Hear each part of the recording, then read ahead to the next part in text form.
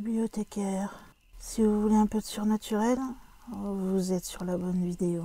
Surtout, n'oubliez pas de vous abonner, cliquez sur la cloche et laissez un petit like sur la vidéo. Ça fait toujours plaisir. Et maintenant, ouvrez bien vos oreilles. Bonjour mes chers amis bibliothécaires. J'espère que vous avez passé une bonne semaine. Aujourd'hui, nous allons partir un petit peu dans les superstitions. J'espère que les mauvais présages ne vous font pas peur.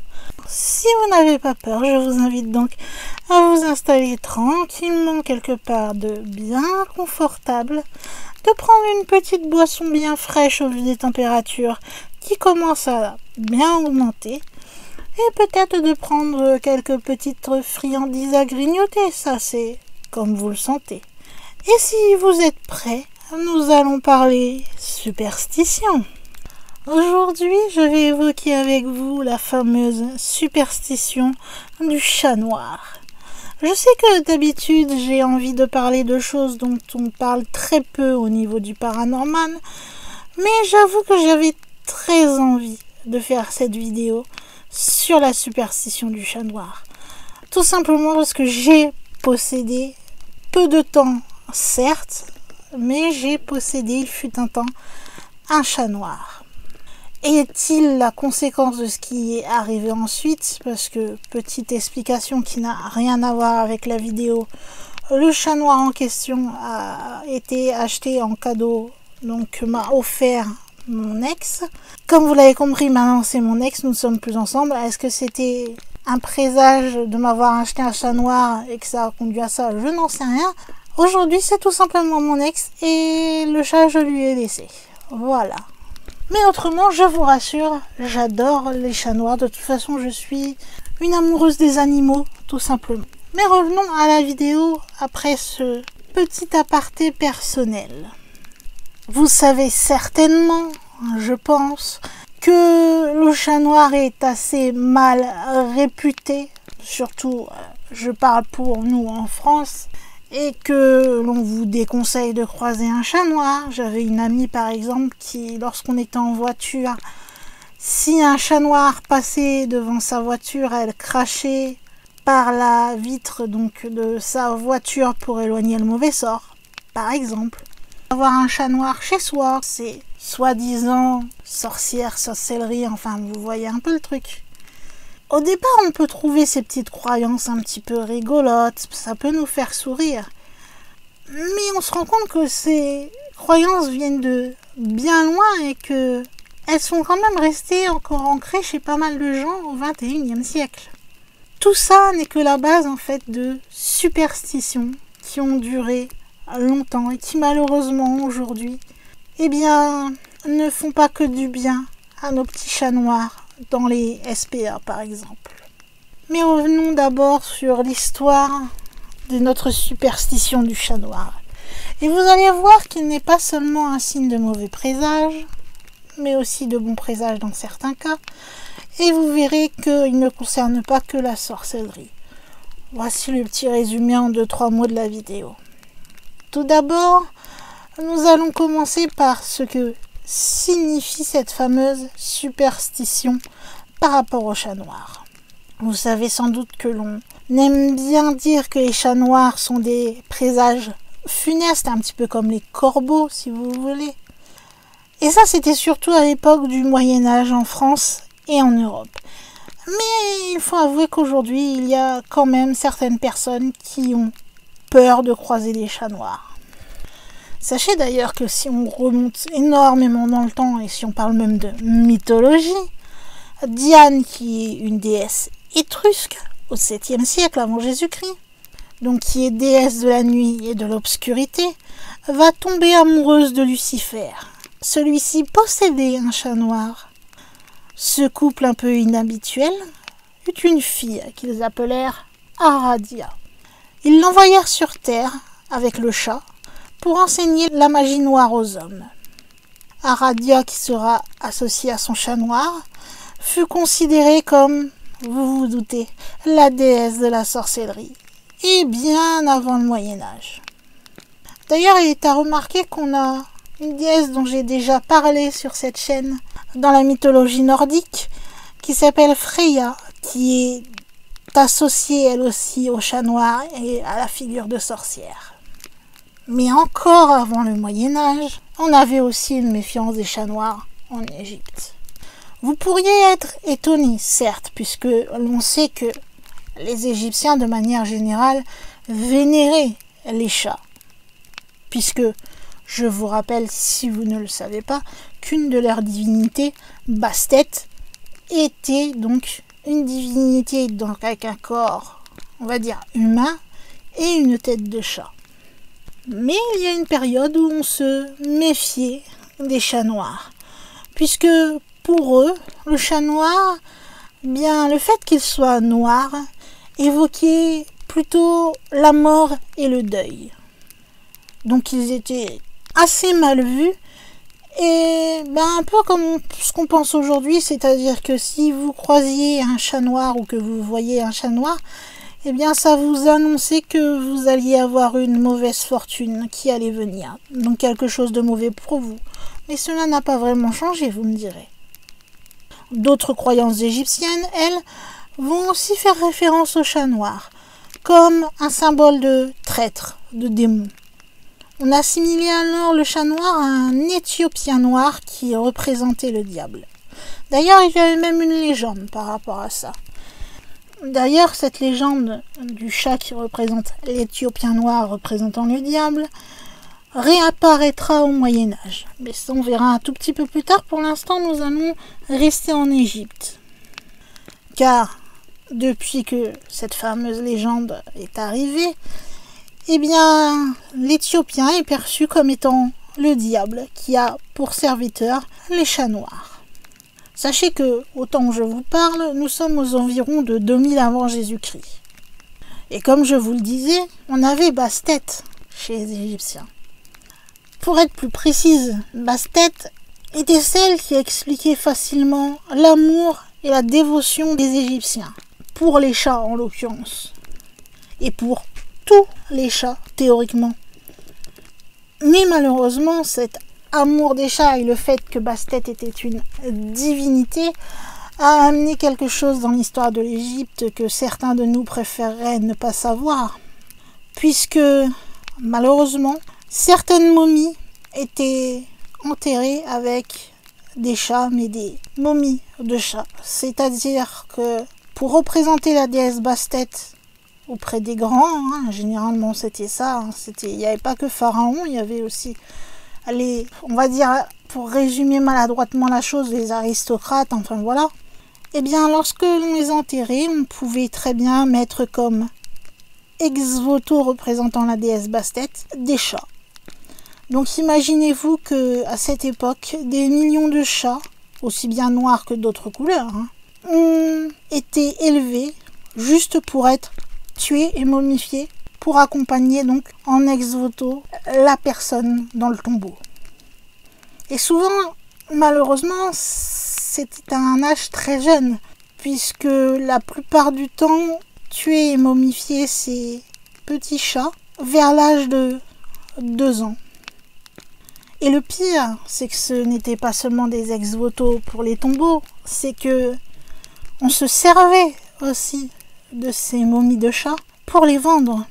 C'était les pèlerins de l'époque qui les achetaient donc pour après les déposer dans les temples pour, vous savez, comme une sorte d'offrande, et spécialement donc à la déesse Bastet, vu qu'elle en était la représentation.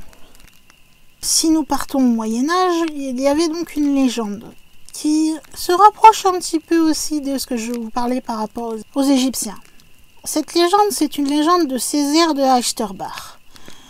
Elle raconte qu'un jour, un homme riche est décédé dans son château. Au moment de mourir, l'homme était entouré de plusieurs personnes. Parmi elles, il y avait un diacre. Le diacre est censé être un homme d'église, donc être un homme bon. Celui-ci avait la possibilité de voir des scènes invisibles. Il va apercevoir alors plusieurs chats noirs qui entouraient le moribond. Et il demanda à ce que ces animaux soient enlevés. C'est à ce moment-là qu'un Éthiopien noir vint arracher l'âme du moribond avec un crochet. Vous comprenez là encore que les chats noirs n'étaient pas un très bon présage. Si l'on part du côté des Hébreux, eux, ils voyaient le chat noir comme un vampire qui tuait les bébés. Oui, on va jusque-là.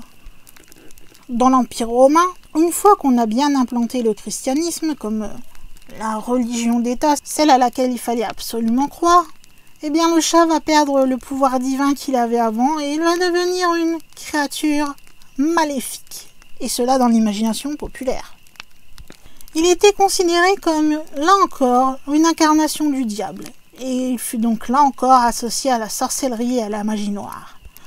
On disait qu'il était là dans les cérémonies orchestrées par des sectes hérétiques, et qu'on l'offrait même en sacrifice au diable. Les satanistes apparemment adoraient cet animal et le considéraient comme l'incarnation de leur maître, Satan. Il est même arrivé que ces chats, malheureusement encore une fois, suite à leur réputation, soient brûlés vifs à la fête de la Saint-Jean. Si on en parle plus précisément au niveau des sorciers et des sorcières, eh bien, vous vous doutez qu'on aimait dire que chaque sorcier et chaque sorcière devait avoir un chat noir près de lui, sans doute. Ce qu'on appelle généralement en sorcellerie un familier. Et apparemment, c'est ce qu'ils pensaient, bien sûr, à l'époque. Ces sorciers et sorcières partageaient leur pouvoir avec ces chats. Et durant les nuits de sabbat, ou cérémonies donc, où on avait des rituels et des sacrifices, on représentait le démon avec un chat noir. C'était bien sûr des cultes païens, et donc pour l'époque qui était très chrétienne, cela représentait donc un danger pour le christianisme. Et fatalement, les chats noirs sont donc devenus bien quelque part un petit peu interdits et furent persécutés au même titre que l'on a persécuté les sorcières. On supposait même que certaines sorcières étaient même capables de changer d'apparence et de se métamorphoser en chat noir. C'est d'ailleurs pour cela qu'il y a une hypothèse sur le mythe des 9 vies du chat. On pensait à l'époque que les sorcières pouvaient se réincarner 9 fois d'affilée en chat. Voilà d'où vient ce petit mythe que le chat aurait 9 vies. Et comme cela n'était pas très apprécié d'être le compagnon des sorcières, il est arrivé plusieurs fois. Et bien en même temps que l'on disait qu'une personne était une sorcière, si elle avait un chat noir, ou un chat spécifiquement, mais c'était surtout les chats noirs qui étaient visés, et bien en plus de mettre au bûcher la supposée sorcière, on y mettait avec elle le chat.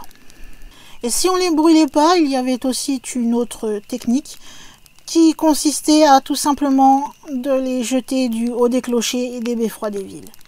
Et s'ils n'étaient pas morts en tombant, c'est pas grave, on les achevait à coups de bâton. Il y a des traces de ces rites, mais surtout au niveau de la région d'Ypres, en Belgique. Il y a une histoire qui est très connue d'ailleurs, qui est celle qui s'est déroulée à Vernon. Cela se passait dans un vieux château. Des femmes se métamorphosaient en chat noir et se réunissaient pour faire des maléfices. Un soir, de jeunes gens ont pénétré dans le château et ils ont été attaqués par des chats noirs. Ils ont réussi à en blesser plusieurs lorsqu'ils ont voulu s'échapper. Et ce qui a été remarqué d'inhabituel, c'est le lendemain, lorsque certaines femmes étaient vues donc à se balader dans le bourg, ou enfin vous voyez la chose, ou sortant de chez elles pour aller prendre des bûches ou des choses comme ça, eh bien bizarrement ces femmes présentaient des blessures qui ressemblaient fort aux blessures qui avaient été infligées la veille au chat noir en question. Il n'y a pas qu'en France que certaines choses bizarres se passaient, comme vous le savez. La chasse aux sorcières n'a pas été que française.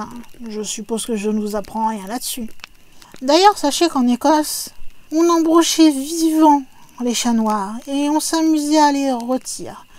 C'était même une tradition qu'on appelait le tagayam, je suppose qu'on prononce cela comme ça.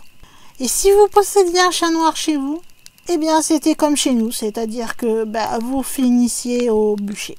Tout simplement parce que vous possédiez un chat noir.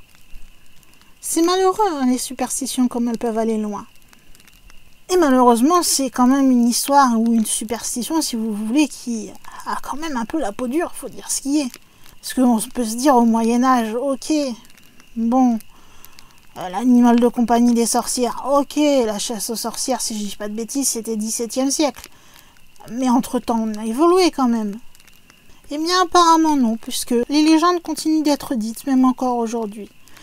Il y a notamment une avec un personnage qui s'appelle Gaufrid, inquisiteur de Carcassonne, qui fut retrouvé mort dans son lit en compagnie de 2 chats noirs. On a encore la légende de la dent du chat, qui est encore racontée traditionnellement en Savoie apparemment. Cette légende relate l'histoire d'un pêcheur qui prit dans ses filets un chaton noir. Lorsqu'il l'a ramené chez lui pour que le chat s'occupe de faire ce qu'on disait être le boulot des chats, c'est-à-dire se débarrasser des souris, eh bien, ce dernier étrangla toute la famille. Vous avez aussi une légende, et là on part plus au Japon, qui est la légende du chat vampire de Nabeshima. Elle non plus, je vous l'avoue, n'a pas aidé à faire disparaître cette superstition et cette peur du chat noir. Cette légende raconte qu'Otoyo, qui était une ravissante jeune fille promise à un prince de l'Empire, eh bien, se sentait épiée par un gros chat pendant son sommeil. Un soir, alors qu'elle se réveille en sursaut, un gros chat noir lui sauta à la gorge, la tua et prit le physique de la jeune femme. Sachez que cette superstition et cette légende est encore racontée de nos jours chez nos amis nippons. Nous avons vu jusqu'alors que les chats noirs étaient un mauvais présage, certes. Là encore, c'est un mauvais présage, mais dans le bon sens pour la vie du chat sur ce coup-là. Puisque chez les marins, déjà sachez que les marins aimaient beaucoup les chats de façon générale, puisque ceux-ci étaient généralement mis, je ne sais pas si on dit dans les cales, dans les soutes, enfin vous voyez où l'on entrepose des choses pour s'occuper donc de chasser les souris. Donc ils étaient d'une très grande aide dans les bateaux. Et il n'était pas interdit d'avoir un chat noir sur un bateau. C'était même le contraire, puisque si un marin s'amusait à jeter un chat noir par-dessus bord parce que, voilà, par superstition, il ne voulait pas d'un chat noir sur son bateau, eh bien celui-ci risquait fort de déchaîner la colère des éléments contre son embarcation. Donc là, c'est signe de mauvais présage, oui, mais c'est quelque part bien pour le chat, puisque là, il reste en vie et on ne lui fait aucun mal. Donc c'est ce qu'il y a de mieux entre guillemets sur la superstition. Et aujourd'hui encore, vous savez bien que beaucoup pensent que le chat noir porte malheur. Donc on va avoir beaucoup de représentations de chats noirs, que ça soit dans divers objets décoratifs, on en parle aussi dans divers livres. Et généralement quand on les évoque, c'est pour les relier à quelque chose de négatif ou à la sorcellerie. C'est les 2 plus grands cas. Et alors là, quand Halloween arrive, vous vous doutez que le chat noir fait recette. Car j'ai évoqué avec vous à l'Empire romain, etc. Mais aujourd'hui encore, il y a beaucoup de superstitions qui circulent sur le chat noir. Je vais vous en citer que 3-4 pour vous donner une petite idée. Par exemple, on dit que croiser un chat noir sur son chemin tôt le matin serait de mauvais augure pour sa journée. Ou encore que rencontrer un chat noir le premier jour de l'année annonce une année de malheur. La présence d'un chat noir sur une tombe signifie que l'âme du défunt est allée du côté du diable.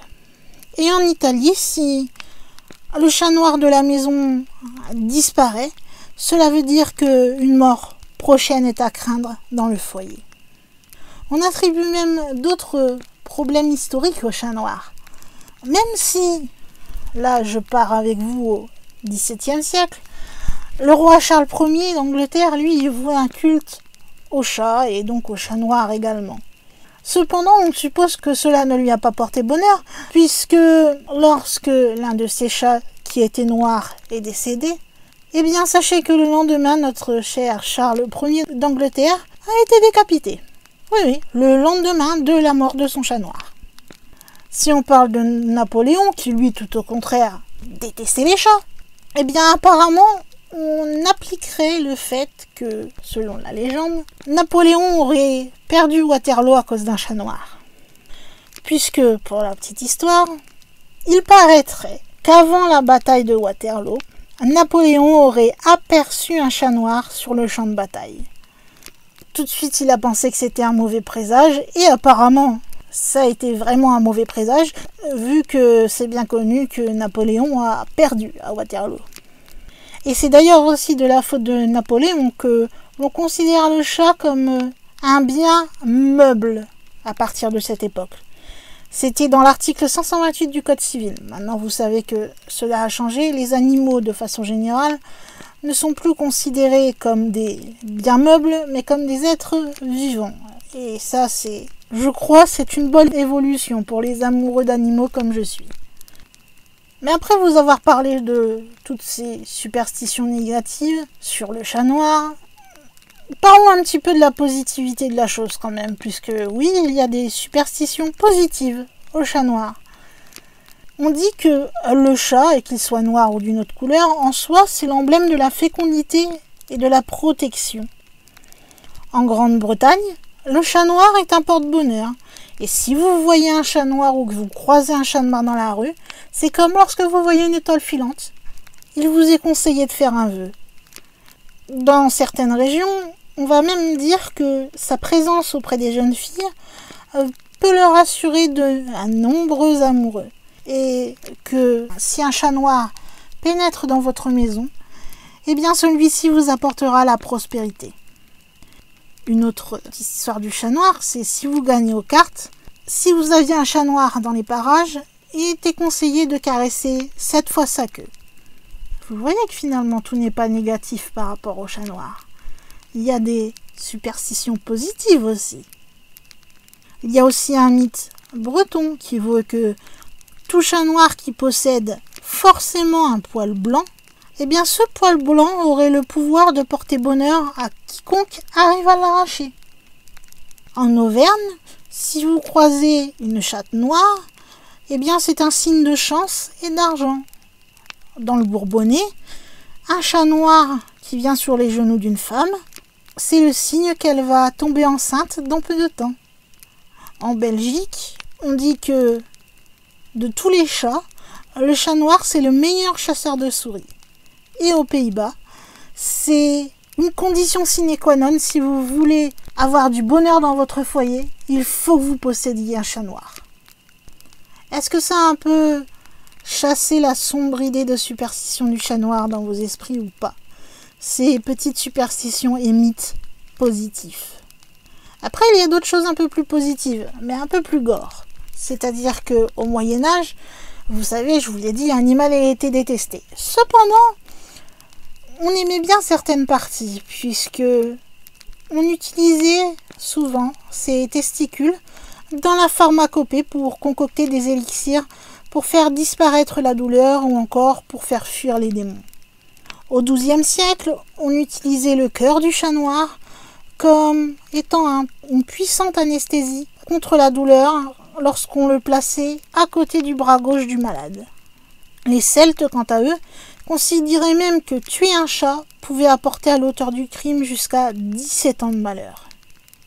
Et puis, un peu plus récemment, durant la Première Guerre mondiale, sachez que le chat noir tenait agréablement compagnie aux soldats engagés pour la France. Il y a même une carte postale qui date de 1916, qui rend hommage au chat noir, qui a pour titre « Chat noir, porte-bonheur des poilus ». Certes, oui, j'avoue, il y a plus de côté négatif au chat noir que de côté positif. Mais ce n'est qu'une superstition. Après, c'est à vous d'y croire ou de ne pas y croire. On ne peut pas influencer les croyances des gens. Donc chez certains, il est tantôt source de chance, chez d'autres, il est source de malheur. Malheureusement, si je parle de mon pays, la France, on parle plus du chat noir de façon négative que de façon positive. Ça, il faut bien l'avouer, et on voit plus son pelage noir comme un signe de malheur. Et le problème, c'est que, il y a des chats noirs dans les centres d'adoption. Et à cause de toutes ces superstitions, vous imaginez que les gens ont du mal à se tourner pour aller adopter un chat noir. C'est ceux qui généralement restent le plus longtemps dans les centres d'adoption. Vous imaginez ? Ces pauvres petites bêtes qui n'ont rien demandé juste à cause de superstitions. Des gens ne veulent pas les prendre et les aimer comme n'importe quel chat. En moyenne, sachez que certains centres d'adoption, tous ne le font pas je crois, ces chats noirs sont mis en attendant dans des familles d'accueil, en attendant qu'on veuille bien les adopter, comme ça ils ont un environnement et ils savent...